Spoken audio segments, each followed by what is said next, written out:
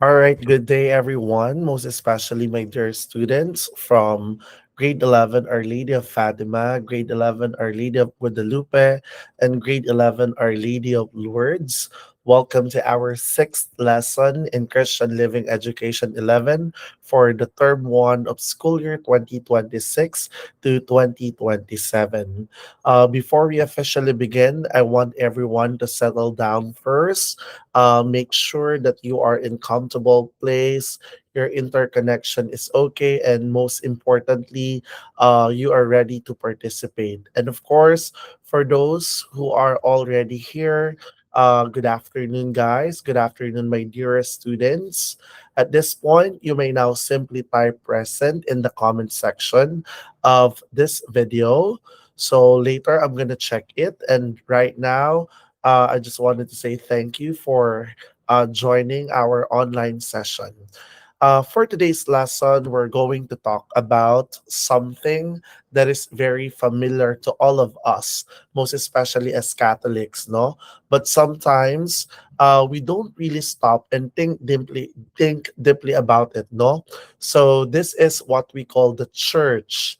Not simply the church building, not simply the priest, my dear students, not simply the mass, but the church as a community of believers and as an instrument of God's mission in the world. So, as you can see on the screen, our topic for today is ecclesiology, wherein it's all about the church in community life and contemporary society. No?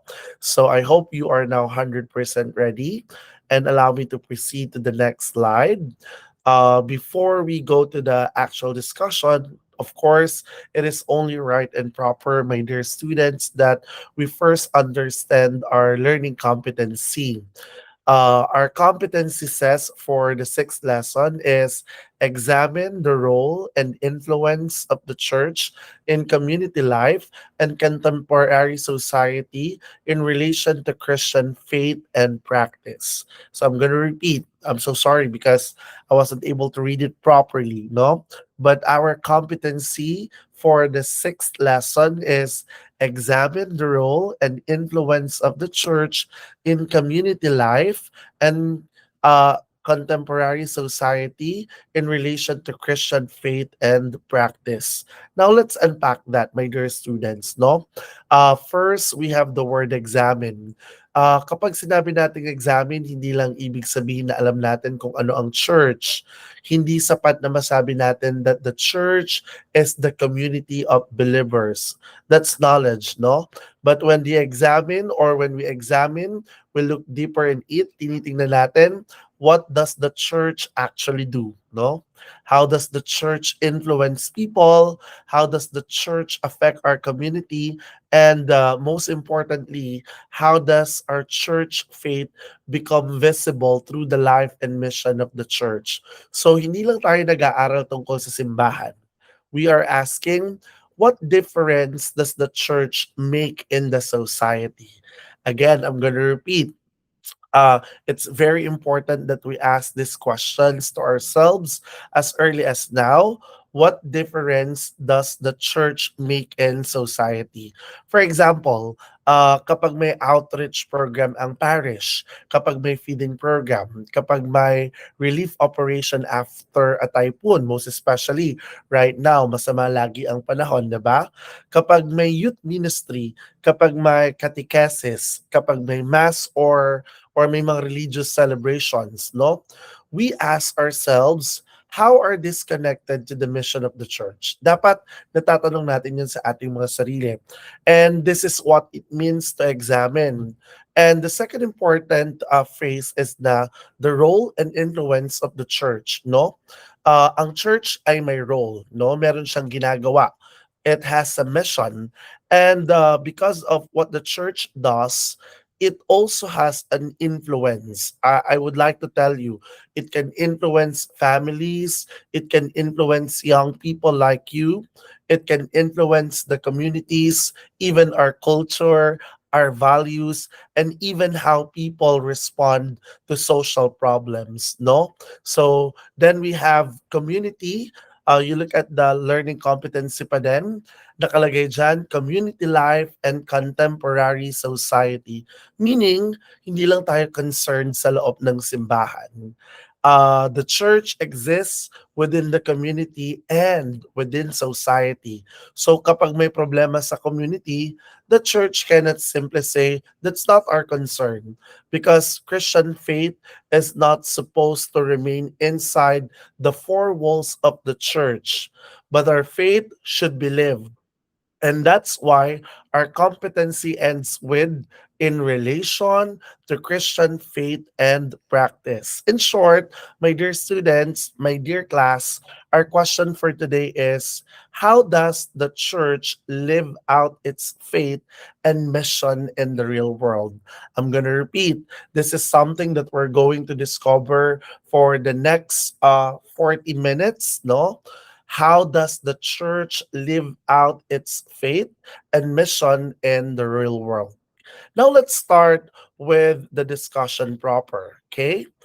Let's begin first by defining the word ecclesiology, no? Ano ba ang ibig sabihin ng word na to? Class, this may sound like a very complicated theological term. I'm pretty sure of that. You might get afraid understanding this word at first, but basically, this word is the study and understanding of the church. I'm going to repeat. Ecclesiology is the study and understanding of the church. Kung babalikan natin ang etymology ng word nito, it's from the Greek word ecclesia, referring to an assembly or gathering. I'm gonna repeat. Tong word daw na to, it came from the Greek word ecclesia, which refers to the word assembly or gathering. So when we talk about ecclesiology, we're asking questions like, what is the church? No? Why does the church exist? And of course, another question that we can ask is, what is the mission of the church, who belongs to the church, and even what should the church do in society. At ito yung importanting point, na the church is not merely a building. I'm gonna repeat, the church is not merely a building. Kapag sinasabi nating pupunta ako sa church, usually ang iniisip natin yung structure, no? Usually ang iniisip natin yung building. Pero technically, when Christianity talks about the church, it means much more than a physical structure.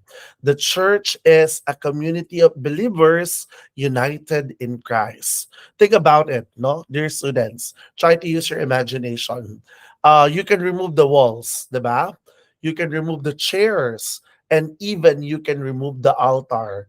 But if there are believers gathered in Christ, there's still the church. Mananatili pa rin yung church, mananatili pa rin yung simbahan. Kahit mawala yung walls, kahit mawala yung chairs, kahit mawala yung altars. So in other words, the church is fundamentally about people in communion with God and with one another. Okay? I hope you do understand this part, my dear students. That's why we have another idea about our topic for today. We can say that the church is a body, or the church as one body. Ano kaya ang ibig sabihin nito? Okay, let's take a look at our scripture passage. No, I have here a scripture passage from First Corinthians chapter 12, verses 12 to 14. You listen very well. I think it's not in the screen right now, but I would like you to listen very well to this Bible verse. Again, from First Corinthians chapter 12, verses 12 to 14, it says, just as a body, though one has many parts, but all its many parts form one body. So it is with Christ. I'm going to repeat this wonderful Bible verse. Just as a body, though one has many parts, but all its many parts form one body, so it is with Christ. This is a very beautiful image of the church. One body, many parts. Imagine your own body, class, no? You have your eyes, you have your ears, you have your hands, you have your feet, and of course, you have a heart. Different parts, different functions. Hindi naman pwedeng sabihin ng kamay, ayoko nang maging kamay, no? Gusto kong maging mata. Because every part has its own role. But despite their differences, they belong to one body. That's how St. Paul describes the church. We are different, different personalities, different talents, different cultures, different experiences, and even different backgrounds, but we are called to become one body in Christ. So, class, this gives us an important principle. Unity does not mean uniformity. I'm going to repeat. Unity does not mean uniformity. Magkaiba tayo, but we can still be united, just like what I said in the previous lesson, right? And this becomes very important when we talk about community life and culture, because we have to learn that the church is universal. Look at it, on the second bullet. The church is universal. Hindi lang ito para sa isang bansa, no? Hindi lang ito para sa isang language, hindi lang ito para sa isang culture.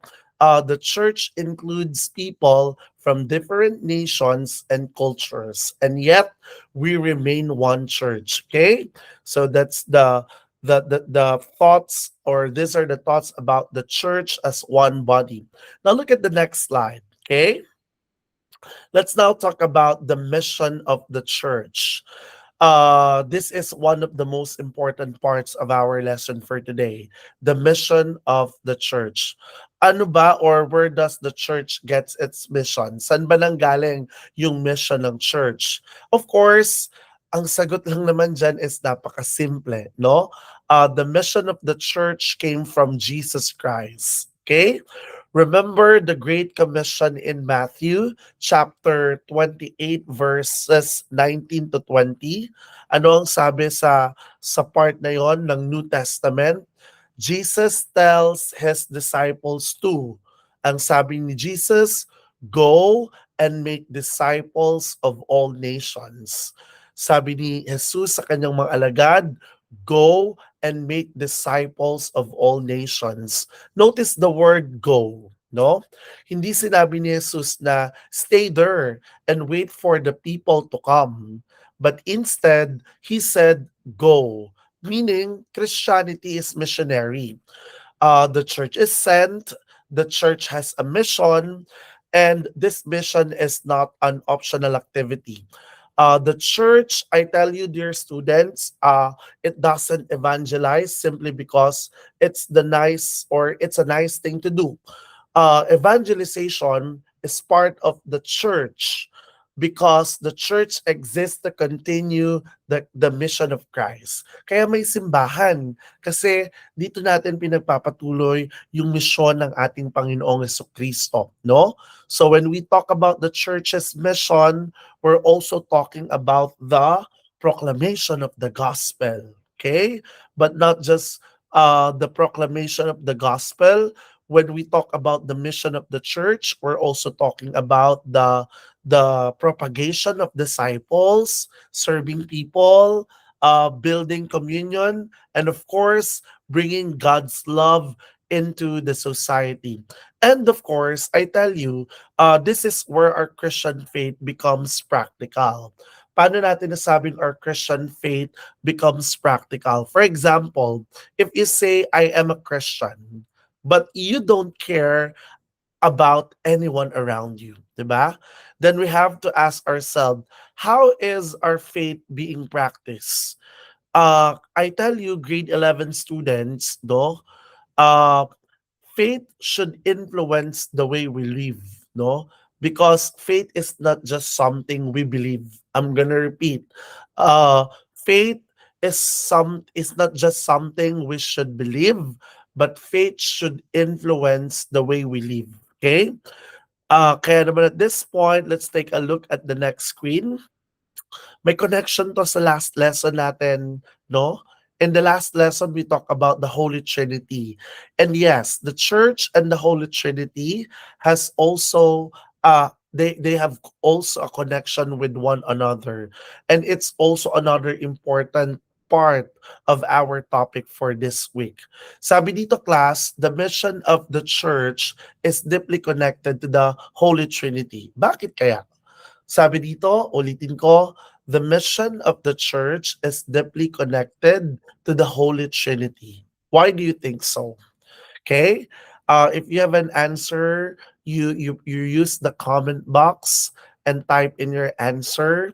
I will be reading those later. But of course, allow me to reveal a very good response to this question. The mission of the church is deeply connected to the Holy Trinity. Why? Because, my dear students, the church's mission comes from the love and the communion of the Father, the Son, and the Holy Spirit. Remember, just like what I said, it's our previous lesson about the Trinity. The Father sends, the Son fulfills the mission through incarnation, through his life, through his death and resurrection, di ba? And of course, the Holy Spirit continues to guide and empower the church. So, the church doesn't simply invent its mission. Hindi lang banu-bano yung mission ng simbahan sa atin, no? But the church participates in God's mission. Parang ganito yan. Sabi natin, the Father sends, di ba? The Son reveals and accomplishes. And of course, the Holy Spirit empowers. And the church continue to carry that mission into the world. That's why our faith is not supposed to be passive, no? Hindi tayo Christian para maging tagapakinig lang. But instead, we are also called to become participants in God's mission. And this is where the church becomes important in community life. So uulitin ko, hindi dapat tagapakinig lang class. But instead, we have to become participant in God's mission. That's why we can say, my dear students, that the church as the body of Christ is something that we need also to learn. Sabi dito, the church is also the body of Christ. Let's go back to the idea of the body of Christ. We're not just talking about the host, no? Sabi natin, the church is not just a group of people who happen to attend the same mass. Hindi lang yung mga nagsisimba, no? But there is something deeper in it. We are connected to one another because we are connected to Christ. Pagkakaiba tayo sa simbahan. Pero pag nagsama-sama tayo, dear students, iisa tayo because we are all connected to Christ. Imagine again the human body. Favorite example ko to for today, no? Imagine again the human body.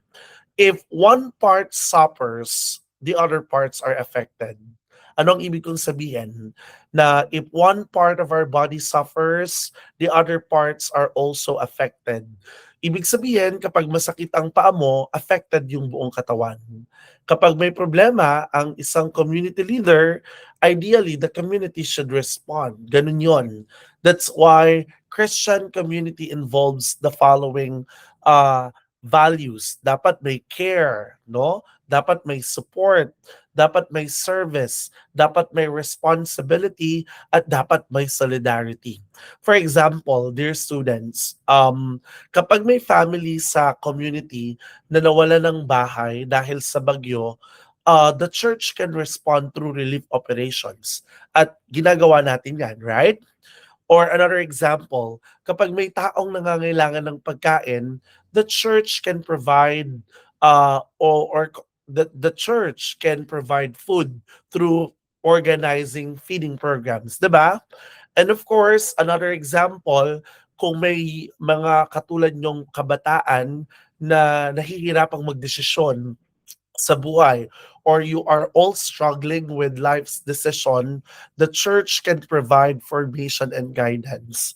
So in other words, dear students, the church becomes visible not only through worship, Hindi lang po yung may misa, but also through service.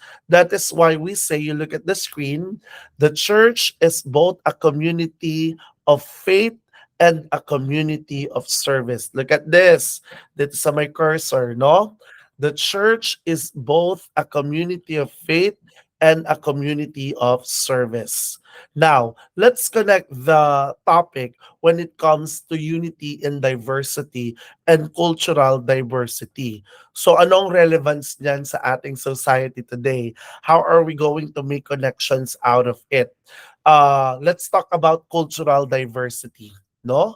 We know the fact, my dear students, that we live in a world where people have different cultures. Not just different cultures, di ba? We differ in language, we differ in traditions, we differ in ways of celebrating. Magkakaiba tayo ng pagkain, magkakaiba tayo ng pananamit. We have also differences when it comes to the forms of artistic expressions, no? And the church recognizes that cultural diversity. And anong sabi ng simbahan? That cultural diversity class is not automatically a problem. So para sa simbahan, yung pagkakaiba daw, yung cultural diversity na meron tayo, it's not actually a problem. In fact, this diversity can be a gift if we're going to look at it positively, because alam natin the Holy Spirit works within different peoples and cultures. Kaya hindi natin kailangang isipin na para maging Catholic, kailangan pare-pareho tayo ng expression. No, definitely hindi ganon, no? We can have different cultural expressions while remaining united in the same faith. I'm gonna repeat that statement. Maaring we can have different cultural expressions while remaining united in the same faith. Think about the Philippines, our beloved country, class. No, for example, Simbang Gabi. It is deeply connected to Filipino Catholic culture only. No, sa ibang bansa, wala namang simbang gabi. Because simbang gabi, it's our own way of expressing devotion. Another is we have religious festivals. May mga processions tayo.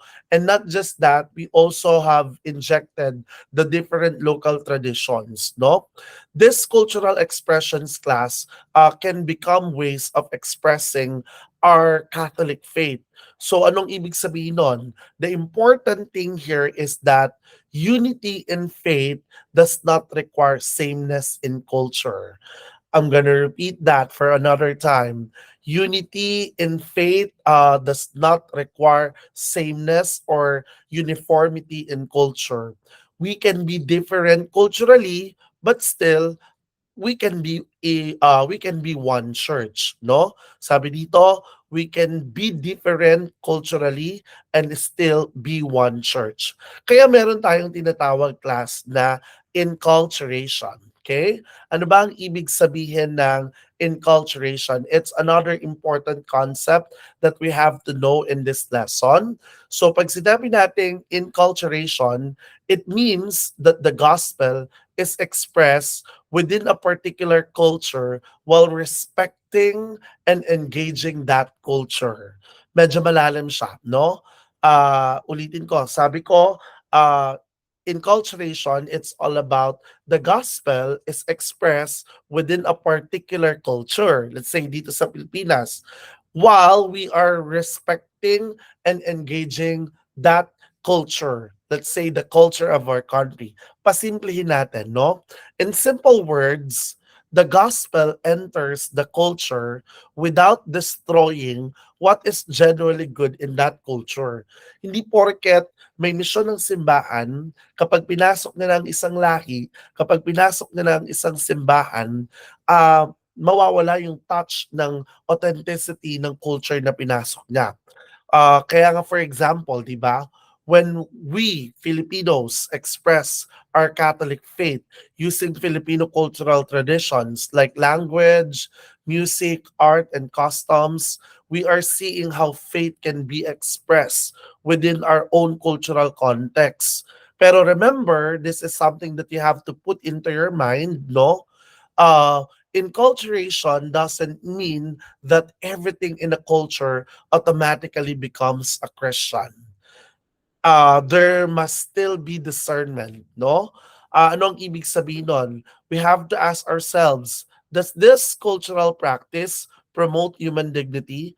Baka kasi mamaya, tong cultural practice na to nakakasira na pala ng dignidad ng tao. So we have to look at it. Another, does it reflect Christian values? Kakikitaan pa rin ba ng pagpapahalaga bilang isang Kristiyano yung practice na 'to? Another, does this help people grow closer to God and to others? Kaya class, I tell you, the church does not simply reject culture, but instead it engages first with the culture, and of course, the most important thing is that it should respect or it respects the culture of other people. And when appropriate, it allows the gospel to be expressed through culture. Dun pa lang papasok yung pagpapahayag ng mabuting balita when it comes to a particular culture of a people. Let's have a perfect example in our country. Okay? So look at the screen, no? Bayanihan, I know you're familiar with this. It is an example. Let's make the example more Filipino. And alam natin na pagbayanihan, we imagine people helping one another, just like what you can see on the picture on your screen, no? Traditionally, we have the image of people carrying a bahay kubo together, di ba? Whether or not we literally carry houses today. Ano ang ibig sabihin nun? The value behind bayanihan remains important. Why? Because if we're going to use this as an example of enculturation, no? It represents community support, okay? It represents cooperation, mutual assistance, 'di ba? And concern for others. And of course, my dear students, these values are very compatible with Christian community life because alam naman natin na Christianity teaches us that we are not isolated individuals. But instead, we are connected. Kaya kapag may nangangailangan, hindi natin dapat sasabihin na problema niya yan. Instead, we ask, what can I do to help? No? That's the spirit actually of Christian community. And of course, this is also where culture and Christian faith can meet at one common point. Sabi nga, our culture can provide beautiful ways of expressing values that are also consistent with Christian living. Kaya dapat hindi magsasuffer yung isa, but instead they have to work together. Okay? So I hope that is clear to everyone. Let's proceed to another part of the slide. This is actually fourth to the last one. Let's talk about the church in the society that we have today, our contemporary society. Kasi part of our learning competency natin yan for today, right? So let's bring everything to contemporary society. We know the fact, class, that the church does not exist only in the past. But we know that the church lives and acts in the present. Actually, kung dadagdagan natin yan, it will remain in the future. And the question right now is, how should the church respond in today's world? Kung titingnan natin, di ba, ang gulo-gulo na ng mundo. Huwag na tayong lumayo. Dito na lang tayo sa Pilipinas, di ba? Napakagulo na, right? A lot of issues are the concerns of our people, most especially here in the country. Kaya ang tanong, how should the church respond in today's world? And alam natin na we are living in a society na naaapektuhan tayo ng social media. We're affected because there's changes in technology, there's misinformation, may poverty, may mga problema sa kapaligiran. Of course, another is the cultural differences. May mga gulo, there's conflict.